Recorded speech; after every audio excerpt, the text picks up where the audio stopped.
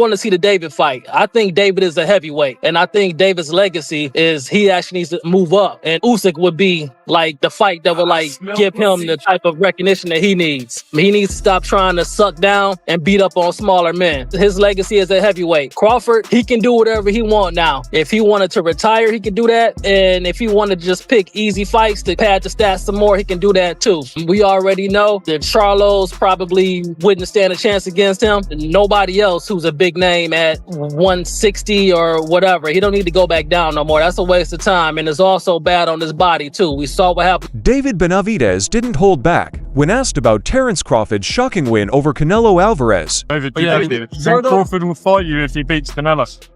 No, I wouldn't fight Crawford. I'm at 170. The WBC light heavyweight champion said it best. Benavidez Crawford's ascent into boxing history was more than astounding.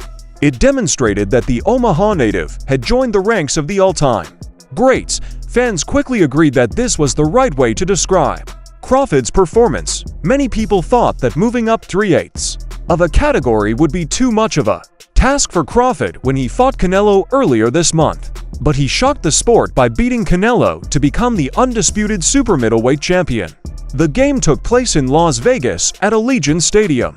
After all was said and done, the judges gave Crawford 3 scores of 115 to 113, 116 to 112, and 115 to 113. Crawford is the best fighter on the planet.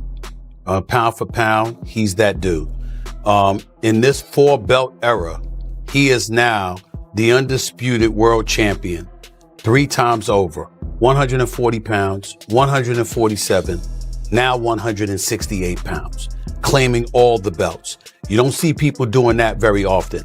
Going up against a guy who was perceived as being bigger and stronger, Crawford was strong. Crawford was strong enough to fend him off, strong enough to make him respect his own power. He used his jab, he used his distance.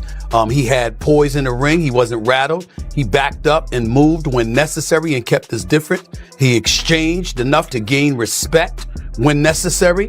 It was a brilliant, masterful fight on Terence Crawford. From the start, Crawford set a fast pace that Canelo could not keep up with. It wasn't just another win. It was a big event in the history of fighting.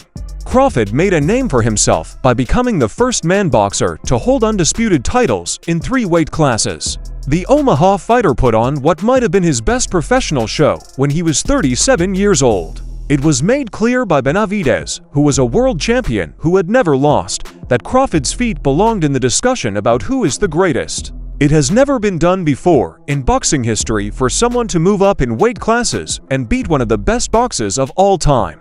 Benavidez said it was the first time in the history of the sport that someone went from welterweight 147 pounds to super middleweight and then won all 4 titles. He said, "I want to greet Terence Crawford with my best wishes. Not many people in the world of sports have done as much as he has. People think of him as one of the best of all time." In addition to moving up 3 weight classes, he beat one of the best fighters of his time. "I don't remember anyone who started at 147 pounds and won the super middleweight world title. He's a great fighter, and that fight made him look like a real dog." Crawford just got the biggest win in his career and one of the biggest wins in history. He doesn't need to go out there and risk. But that is too big, too strong. We don't want to see a champion do so much and accomplish so much and then end his career with a bad choice, a bad fight that he shouldn't take. Crawford could not have just won one of the biggest games ever, let alone the biggest game in history. The reward is too big, strong, and vast for him to not take the chance. We don't want a champion to go through a lot and accomplish a lot, only for his career to end because he made a bad choice and picked the wrong fight. That's not something I would do. Crawford won the race, which gave him world titles in 5 different weight classes. Soon after, rumors began to spread about what he was going to do next. Some people thought he might go back down to middleweight, which is a weight class for fighters who weigh no more than 160 pounds, to meet Jan Bekali, who is the WBO and IBF champion at the same time. Most athletes would never be able to compete for a title in a 6th weight class, but he might be able to do it. At the same time, Canelo reached a turning point in his career. After making a 4-fight deal, Riyadh, who is 35 years old, was supposed to come back in early 2026, but a lot of friends and experts wondered if it would be better for him to retire. After Crawford beat him to win the Ultimate title, people started to wonder if he was no longer the best. But you avoid the monster. You understand me? That's going to tank the rest of his career if he keep trying to fight. Well, it's tough to say because he's made enough money that he can retire. He really has nothing else to prove. We saw him go up. He did but he tested himself all the way up as far as he could go. He won the light heavyweight title, then he lost to B-Ball. So that shows that the light heavyweight was his ceiling. And that's good enough. Really, right now, he got nothing else to prove. Of course, if you keep fighting, people going to demand you fight the monster because both of you guys are Mexican. But to me, you probably shouldn't do that. You understand me? It's probably not a good fight for you at this point for real. A lot of people talked about the fight while Crawford was celebrating his historic win. James Toney, a boxing legend, was honest about how he thought Canelo did. He didn't think it was a close race or even a good loss. From his point of view, Canelo had been badly hurt. The Mexican champion didn't just lose. Crawford's sharp and persistent methods slowly destroyed him. His loss was devastating for a fighter who had been unbeatable at super middleweight before. Not only did they lose him, he got destroyed basically. Took him apart. Do you feel like he's gonna want that back? Do you feel like if he's a true fighter, a true champion, he gonna want it back and train twice as hard and do what it takes to get the job done. Basically, that's what comes down to right there. As Toney spoke, rumors about a fight between Canelo and Crawford began to spread. There were people who thought Canelo would get even sooner rather than later, especially since the WBC made him their #1 challenger at 168 pounds if he did. Canelo wants to win his third title without any competition, which is something that not many people can imagine. Sergey Kovalev, a former light heavyweight champion, was thinking about Crawford's future while Toney was thinking about Canelo's loss. Canelo has fought Kovalev before, and Kovalev thinks there is only one fighter who can really challenge for money. His name was Dmitry Bivol. Kovalev thought Bivol was the most dangerous opponent Crawford could face. Bivol had fought Artur Beterbiev earlier this year to become undisputed at light heavyweight, which was a career goal for him. He said, yes, Dmitri's style can cause difficulties for Crawford. But Crawford demonstrated in his last fight that he can adjust to any weight and any opponent. That means this fight will be more fun to watch. Questions. Crawford, Spence. I know you watched the fight and you spoke about Crawford. How good is Crawford? Crawford is amazing, not just good. He's amazing, and he said the same thing about you.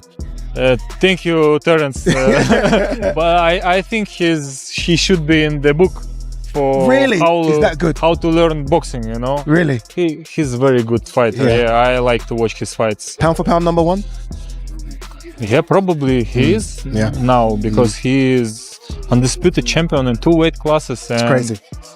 Well, Kovalev looked at Crawford's possible opponents. Someone else who is well known spoke out about something very different. De La Hoya, who used to be a winner and is now a promoter, talked about whether he thinks Crawford is better than Floyd Mayweather. Canelo said that Crawford might have been better than Mayweather, which started the conversation.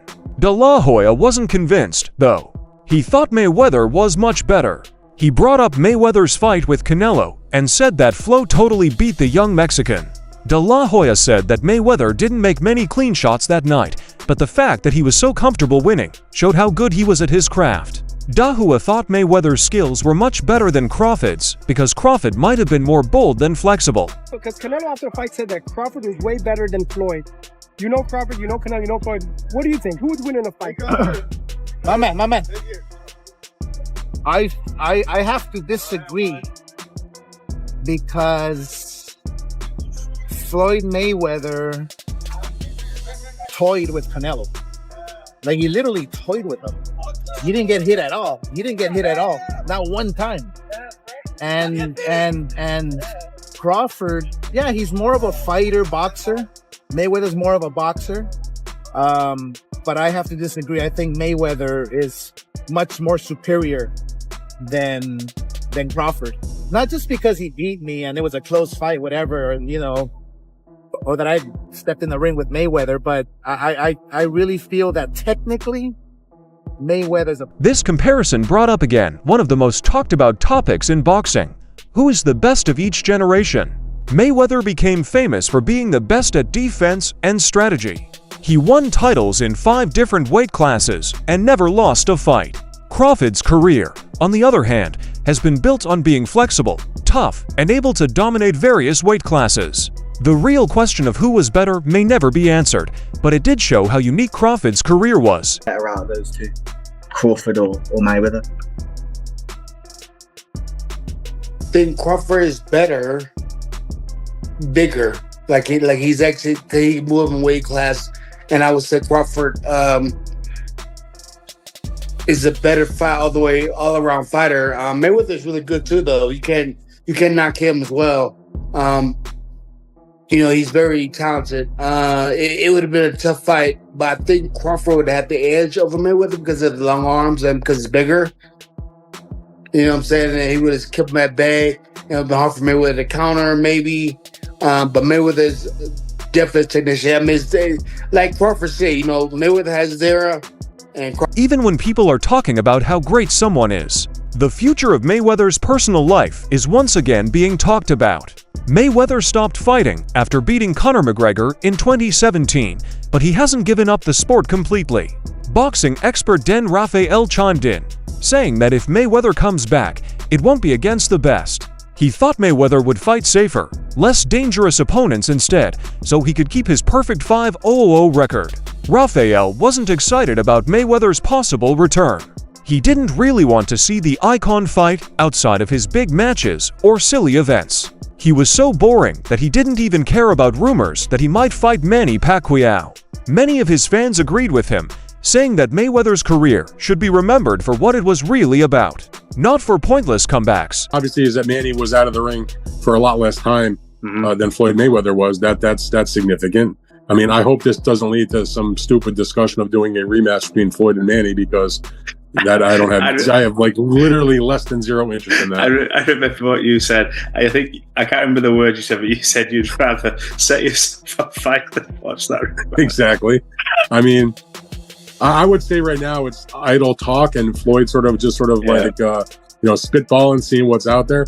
And this whole thing they announced with this Mike Tyson Floyd Mayweather exhibition bout, the way that was announced was very clear to me that they may have signed to do the fight, but it's contingent on them actually having a platform on which to do it that will pay them money.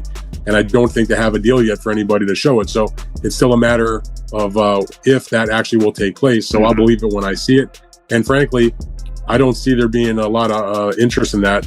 Not because they're not two incredible names and two all-time legends and two great fighters and, have tremendous amount of fans and history in the sport. But we all know what Tyson's got left, and that's absolutely nothing. If they announced Mayweather versus Tyson before we saw Tyson get completely exposed by Jake Paul, I could understand there being interest. But he went in the ring with Jake Paul and had 8 rounds where he couldn't do anything. I know that was technically an official fight, so what makes you think he can do anything against a Floyd Mayweather even 8 years? Back in the present, Crawford's fame has grown since he beat Canelo, and he may soon reach even greater heights. His fight career has become the most important story in boxing. He showed that he could handle any situation, whether he was going for middleweight glory, thinking about going up against Bivol at light heavyweight, or staying at super middleweight.